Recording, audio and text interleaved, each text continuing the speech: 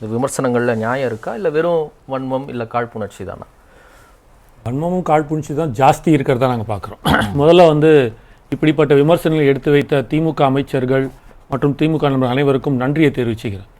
விஜய் சொன்னார் 2026 போட்டி திமுகக்கும் தாவேக்கு தான், அதை ஊர்ஜிதப்படுத்துகிற மாதிரி உண்மைத்தன்மை கிரியேட் பண்ணுற மாதிரி இங்கே இப்போ எதிர்வினை ஆற்றி கொண்டிருக்கிற இதற்கு பதில் சொல்லி கொண்டிருக்கிற திமுகவே இது வந்து ஊர்ஜிதப்படுத்துறாங்க, கன்ஃபார்ம் பண்றாங்க. எல்லா கட்சியும் தான் விமர்சிக்கிறாங்க. இல்ல மெயினா இது வரைக்கும் தாங்க அமைச்சர்கள்லாம் வெளியில வந்துட்டாங்க, எல்லாருமே பேச ஆரம்பிச்சிட்டாங்க இல்லையா.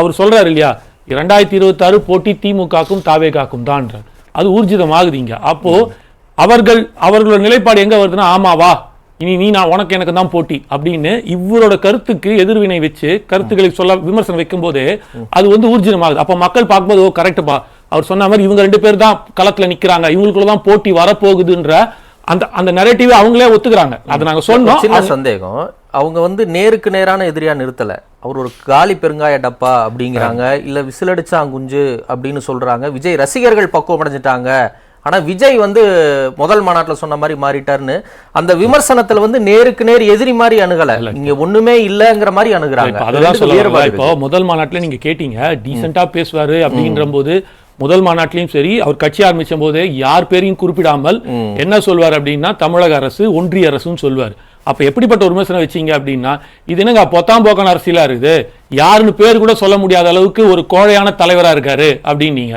சரி பேர் தானே சொல்லணும், சொல்லிடுறேன் அப்படின்ட்டு நரேந்திர மோடி ஜி அப்படின்ட்டு முத்துவேல் கருணாநிதி ஸ்டாலின் அப்படின்னு சொன்னாரு. சொன்னவன என்ன சொன்னாங்க, என்னங்க மரியாதை இல்லாம பேசுறாரு, பேரை தாங்க சொல்ல அங்கிள் இருங்க சார் முடிச்சிடறேன் சார். சொன்னதுக்கு அவங்க அப்பா வயசாகுது முதலமைச்சருக்கு, அவரை போயிட்டு சந்திரசேகர்னு கூப்பிடுவாரா, இப்படி வந்து முத்துவேல் கருணாநிதி கூப்பிடுறாரு அப்படின்னாங்க. சரி ஓகே அப்படின்ட்டு வெறும் சார் மட்டும் வச்சாரு செயற்குழுல பேசும்போது பொதுக்குழு. அதுக்கும் ஒரு விமர்சனம் வந்துச்சு. சரி ஆளாளுக்கு ஒண்ணு சொல்றீங்கன்ட்டுன்னு தன்னோட உரிமைப்பாட்டுல பழக்கமாக இப்போ நீங்க இவர் அங்கிள் சொன்னதுக்கு இவ்வளவு பெரிய இஷ்யூ இருக்குது இல்ல.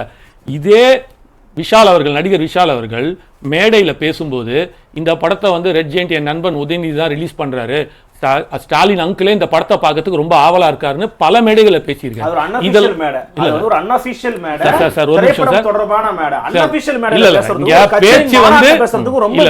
ஒரு நிமிஷம், இங்க என்ன அப்படின்னா பல வருடங்களாக அது விஷால் சொன்னது தவறுன்னு நான் சொல்ல வரல, பல வருடங்களாக பழக்கத்தில் இருப்பதனால் அது கூட போறதுக்கான ஒரு விஷயம். ரெண்டாவது 35 நிமிஷம் பேசியிருக்காரு, இதுல பல விஷயங்கள் இருக்கு. ஆனா அந்த அங்கிள்ன்ற ஒரு வார்த்தை மட்டும் 5 நாளாக பேசு பொருளாவே இருக்குதுன்னா, அங்கிள்ங்கிறத எப்படி சொல்லணுங்கிறது ஒண்ணு இருக்கு. ஒரு நிமிஷம் சார், இப்போ பல நல்ல விஷயங்கள் அவ்வளோ விஷயங்கள் இருக்கும்போது இது எல்லாத்தையும் விட்டுட்டு ஏதோ ஒரு காழ்ப்புணர்ச்சியில இது ஏதாவது வச்சு சொல்லணும், வேற எதுவும் சொல்றதுக்கு அவங்க இல்ல. இப்ப நான் ஒரு டேட்டா கொடுக்கட்டுமா என்னன்றது? ஒரே ஒரு நிமிஷம். இது வந்த டேட்டா ஆக்சுவலி வந்து என்னன்னா, இந்தியாவிலேயே வந்து எனக்கு அந்த டேட்டா கிடைக்கல, பட் ஒரு ஆர்டிகல் நான் படிச்சேன். தேவிலால் பையன் ஓம் பிரகாஷ் சௌதாலா இருக்கார் இல்லையா, ஹரியானா சீஃப் மினிஸ்டர், கரெக்ட் எக்ஸாக்டா தெரியல, பட் கொடுத்த டேட்டா 440 ஏக்கர்ல வந்து மாநாடு நடத்தினாரு, அதான் இந்தியாவிலே ஹையஸ்ட் அப்படின்னு சொன்னாங்க. இது 600 ஏக்கர்ல நடந்திருக்கு. இது 1 பாயிண்ட்.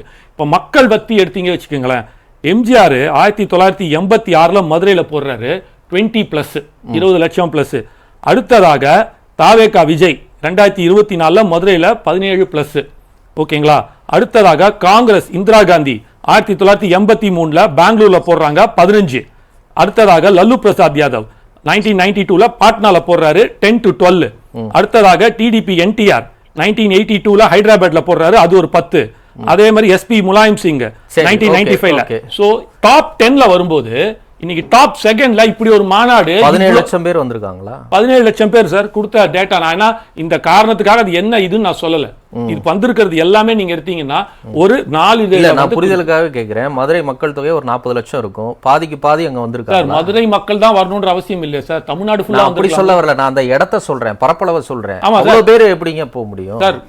அந்த இடத்துல நான் 6 நாளா இருந்திருக்கேன். அந்த இடம் மட்டுமே பாத்தீங்கன்னா அந்த மாநாடு நடக்கிற இடம் மட்டுமே 250 ஏக்கருக்கு மேல. சார் மதுரை எனக்கு சொந்த ஊரு, அதனால எனக்கு உங்களை விட நல்லா தெரியல. நீங்க 40 லட்சம் பேர்ல பாதி பேர் அங்க கூட்டத்துக்கு வந்திருக்காங்க அப்படின்னா அது என்ன கணக்கா இருக்கும்? நாளிதழில வந்திருக்கிறத நான் எடுத்து சொல்றேன். நீங்க சொல்றீங்க நாளிதழ் பேர் சொல்லணும்னா நான் சொல்லவும் இல்லை, எனக்கு சொல்லக்கூடாது. அந்த டேட்டா ஓகே கமிஷன் எனக்கு புரியுது, நீங்க சொல்லக்கூடிய விஷயங்கள் வேறு விதமா மக்கள்கிட்ட போய் சேரக்கூடாது, மக்களுக்கு இப்போ ஒரு டவுட் வரும்ல, அதை தான் நான் கேட்கிறேன் உங்ககிட்ட. நீங்க சொல்லிடுங்க, ஒன்னும் பிரச்சனை இல்லை. அதுதான் அதுல வந்து அதனால்தான் அது நான் வந்து ஃபர்ஸ்ட் ஃபண்ட் நான் சொன்னேன் இல்லையா எத்தனை ஏக்கர்னு, அது எனக்கு எக்ஸாக்ட்டா டேட்டா கிடைக்கல. சரி ஓகே, இது வரும்போது டேட்டாவோட இருக்கு. 17 லட்சம்னே கூட வச்சுக்கிருவோம். இரண்டாவது சிறப்பான ஒரு மாநாடு நடந்ததாக இது கொடுத்திருக்கிறது எம்ஜிஆர் கருத்து இதே மதுரையில். ரைட். நான் இப்ப சிரஞ்சீவியோட ஒப்பிட்டு சில கேள்விகள் கேட்கிறாங்களா, சிரஞ்சீவிக்கு கூடாத கூட்டமா அப்படின்னு எஸ்பி வேலுமணி கேட்கிறாரு. அவர் மட்டும் இல்ல, பலரும் கேட்கிறாங்க. அப்படி ஒரு கூட்டத்தை கூட்டிட்டா மட்டுமே நீங்க ஒரு கிளியை ஏற்படுத்திட முடியாது, ஒரு அச்சத்தை ஏற்படுத்திட முடியாது. இது திரை ரசிகர் தன்மையோட வந்திருக்கக்கூடிய ஒரு கூட்டம் தான், அரசியல் மயப்படுத்தப்பட்ட ஒரு கூட்டம் கிடையாது அப்படிங்கிறாங்க. என்ன சார் எனக்கு புரியல. அப்ப வந்தவங்க அத்தனை பேரும் வாக்களிப்பாங்களா அளிக்க மாட்டாங்களா, வெறும் வேடிக்கை பார்த்துட்டு போய் வராங்களா? சார் ஒருத்தன் நான் அங்கதான் சொல்றேன் சார், முன்னாடி நாள் சாயங்காலம் 6 மணிலேருந்து கூட்டம் வர ஆரம்பிச்சிருச்சு. 3 மணிக்கு தான் ஆக்சுவலி 6 மணிக்கு மாநாடு ஆரம்பிக்கணும். இந்த கூட்டத்தை பார்த்துட்டு மக்கள் கஷ்டப்படுறாங்க வெயில்ன்ட்டு அவர் 3 மணிக்கு முன்னாடியே ஆரம்பிக்கிறாரு. அதுல மாற்று கருத்தே இல்ல. அப்போ மிகப்பெரிய கூட்டம், சவுத் இந்தியாலே அதிகமா லைக்ஸ் வாங்கியிருக்கீங்க, வியூஸ் வாங்கியிருக்கீங்க. விஜயனுடைய செல்வாக்கை பத்தி இங்க எந்த கேள்வியும் கிடையாது. அவர் உச்ச நட்சத்திரம் தான்.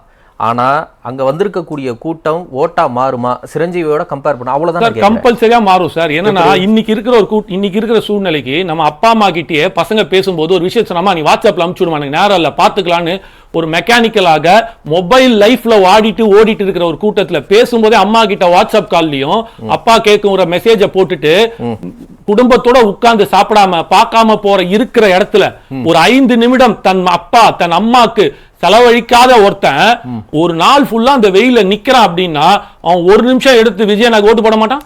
அவனை ரசிகர்களை கை தட்டிட்டு போயிட்டே இருப்பான். அவங்க ஓட்டு போடுவாங்க. ஆமா, ஒரு நீங்க நினைக்கிற அளவுக்கு ஒரு அரசியல் சக்தியா உருவெடுக்கிற அளவுக்கு அந்த ஓட்டு நம்பர் இருக்குமா? கண்டிப்பா இருக்கும். எப்படி சார்? இப்போ ரொம்ப சிம்பிளா கேக்குறேன் சார்.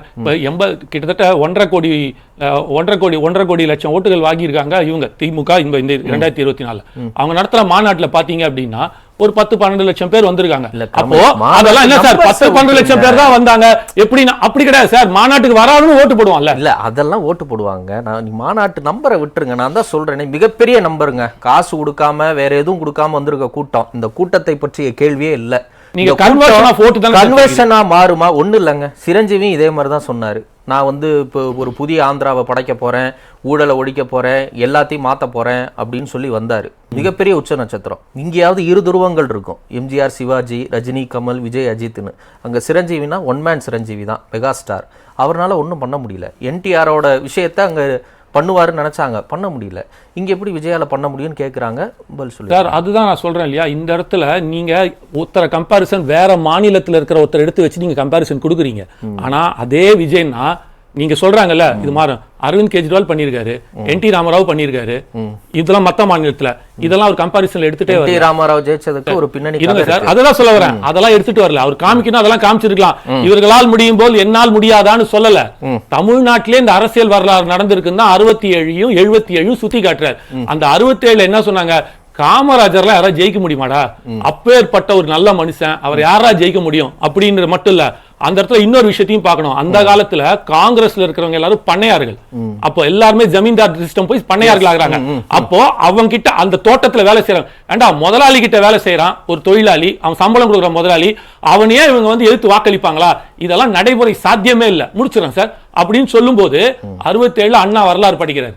அதே 77 வரும்போது இதே இப்ப நம்ம சொல்றோம்ல, விசில் அடிச்சாங்க குஞ்சுகள் சினிமா பார்த்து மயங்கிடுவாங்களான்னு.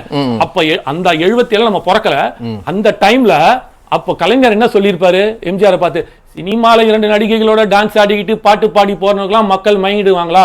நாங்கள் எப்படிப்பட்ட ஒரு சார் ஒரு நிமிஷம் முடிச்சிடறேன். எப்படிப்பட்ட ஒரு அரசியல் தத்துவத்தையும் திராவிட சிந்தாந்தத்தையும் மக்கள் மீது பண்ணியிருக்கோம். நமக்கு அளிக்காத வாக்கு ஒரு சினிமா கவர்ச்சிக்கு அளிக்க போறான் அப்படின்றத மாற்றி படைச்சார் 77 எம்ஜிஆர். ஒருவேளை கலைஞர் கருணாநிதி அப்படி சொல்லியிருந்தாலும் அது தப்பு. அவருக்கு 30 வருஷம் அனுபவம் இருக்கு. திமுகல போகும்போது திமுக படிச்சுட்டு போனவர். அப்படி ஒரு இது இருந்திருக்கும் சார். அதுக்காக நான் சொல்ல வரேன். இப்போ அதனால இது மாற்றம் என்பது மக்களிடம் இருந்து இருக்கிறது. மக்கள் நினைச்சிட்டா வச்சுக்கோங்களேன், நான் வாக்களிப்பேன் சார். நான் 1 வாரம் இருந்தேன் மாநாட்டுக்கு, வரத்துக்கே காசை கொடுத்து கோழி பிரியாணி குவாட்டர் காசு கொடுத்து. ஆனா நீங்க சாயங்காலம் 6 மணிக்கு பாத்தீங்கன்னா ஒரு 5000-10,000 பேர் உட்கார்ந்துருக்காங்க. ஒரு நிமிஷம், யாருமே சொல்லல, அது ரசிகர்கள் இல்ல சார். வந்த முதல் நாள் அன்னைக்கு வந்தவங்க தான் ரசிகர்கள், நீங்க சொல்ற ரசிகர்கள். அதுக்கு முன்னாடி வந்த 5-6 நாளும் குடும்பஸ்தமா வந்தாங்க. ஆண்கள், பெண்கள், குழந்தைகள் கூட்டிட்டு வந்து உட்கார்ந்தாங்க. ஒண்ணு மேல லைட்டை போட்டுட்டு வேலை நடந்துட்டு இருக்கு. சும்மா உட்கார்ந்து பாத்துட்டு இருக்காங்க. அதெல்லாம் ஓட்ட மாறிடுமா சார்? வந்து பாக்குறான், பேசுறான். சொல்றேன் நினைக்காதீங்க. பொருட்காட்சி நடந்தா கூட வந்து பாப்பாங்க குடும்பம். அதுல வாங்கறதுக்கு வருவாங்க சார். அந்த பொருட்காட்சியில என்ன இருக்கும்? இங்க வந்து 4 கட்டையை போட்டு அடிச்சு ஸ்டேஜ போட்டுருக்கிறத உட்கார்ந்து ஒருத்தன் சார் பாத்துட்டு இருப்பான் 3 மணி நேரம் 2 மணி நேரம். இது ஓட்டா மாறும் அப்படின்னு நம்புறீங்க சார்? எல்லாமே ஒரு இடத்துல வந்து ஒரு பாசிட்டிவிட்டி கிரியேட் பண்ணிட்டு போறது தான் சார். ஒண்ணு மட்டும் நீங்க சொன்ன மாதிரி இந்த ஒட்டுமொத்த கூட்டமா அவர் சொல்ல யாருமே மறுக்கல. நல்ல கூட்டத்தை கூட்டி இருக்கிறாரு, ஒட்டுமொத்த மக்களும் வந்திருக்கிறாங்க.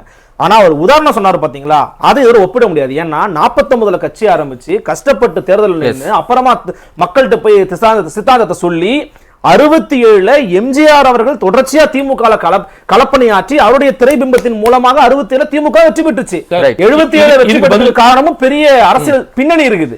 ஒரு வருஷத்துல கட்சி ஆரம்பிச்சு அவங்க பண்ணல.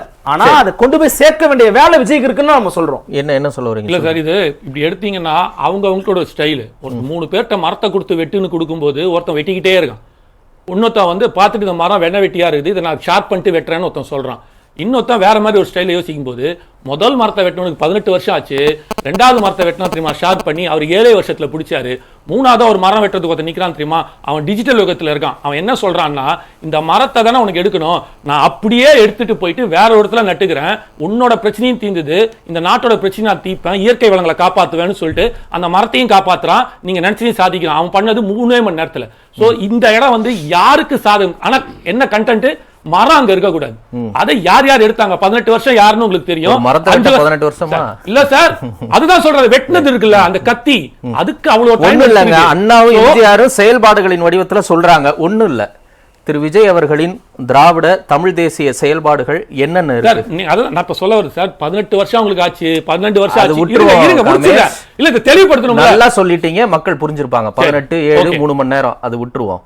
அண்ணாவும் எம்ஜிஆரும் சொல்றீங்கல்ல, அவர்களுடைய செயல்பாடுகளை போன்ற திராவிடம் தமிழ் தேசியம் இவருக்கு 2 கண்கள்.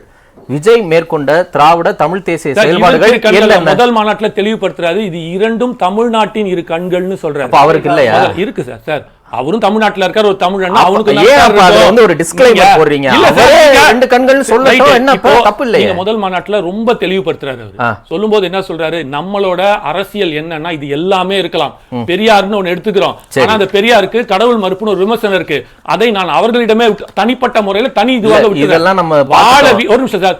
வாழ வீடு, வயிற்றுக்கு சோறு, வருமானத்துக்கு ஏத்த வேலை, இந்த அடிப்படையான விஷயத்தை மக்களிடம் கொண்டு போய் சேர்த்து இந்த சமுதாயத்தை ஒரு மேம்படுத்தக்கூடிய ஒரு இந்த சமுதாயத்தை அதை தான் கொண்டு வந்து முக்கியமாக திராவிட தமிழ் தேசியம். சார் அப்படி இல்ல சார், அதுவும் இன்க்ளூடட் சார். நான் கேட்டது சிம்பிளான கேள்வி காமேஷ். விஜயினுடைய திராவிட தமிழ் தேசிய செயல்பாடுகள் என்னென்ன ஒரு சிலவற்றை நீங்க சொல்லுங்க, முடிச்சுக்கலாம் சார். வரும் காலங்களில் வரும் சார்.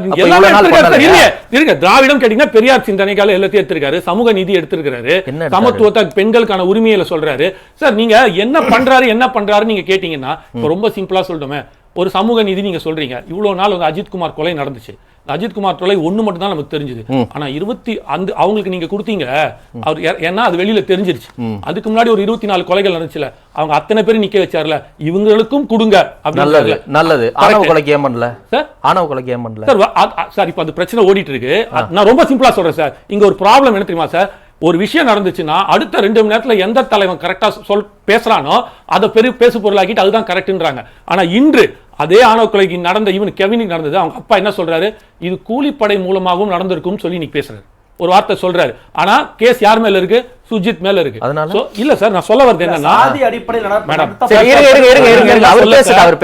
சார் இப்ப என்னன்னா ஒரு விஷயத்தை அவர் சொல்றதுக்கு கொஞ்சம் தாமதமாகுது, நான் இல்லைன்னு சொல்ல. ஆனா அதை தெளிவுபடுத்தி அதில் என்ன சாராம்சத்தை புரிஞ்சு கொண்டு அதற்கு திராவிட தமிழ் தேசிய செயல்பாடுகள் என்னென்ன பண்ணாருன்னு பதில் இல்ல உங்ககிட்ட, கருத்து மட்டும் தான் சொல்றீங்க சார். ஒரு விஷயம் வராரு சார். இந்த வந்து ஒரு நிமிஷம் சார், கட்சி ஆரம்பிச்சு 1.5 வருஷம் ஆகுது. நீங்க வந்து என்ன பண்றாங்கன்னு கேட்கும்போது எல்லா விஷயத்தையும் எடுத்துட்டு தான் வராங்க, மக்கள் கிட்ட கொண்டு போய் வைக்கிறாங்க, ஒன்னொன்னுக்கு அறிக்கை கொடுக்குறாங்க. எந்த ப்ராப்ளம் வந்தாலும் அதற்கான இதை ட்விட்டர்ல போடும்போது அதற்கான அறிக்கையும் சேர்த்து. தமிழ் தேசிய செயல்பாடுகள் 2 சொல்லிருங்க. புரியல. தமிழ் தேசிய செயல்பாடு 2 சொல்லுங்க. தமிழ் தேசிய செயல்பாடுல எப்படிப்பட்ட தமிழ் தேசிய செயல்பாடுல அவர் எடுத்து சொல்ல போறான்றதை நம்ம வெயிட் பண்ணி தான் பார்க்க போறோம். 2 வருஷம் வெயிட் பண்ணிருக்கோம், என்ன வெயிட் பண்ணணும்? இல்ல சார், 2 வருஷம் வெயிட்ங்கிறது என்ன சொல்றீங்க? நிறைய விஷயங்கள் பேசி சார், டக்குன்னு எனக்கு ஞாபகம் வரல. இருக்கலாம் மேபி, புரியுதுங்களா?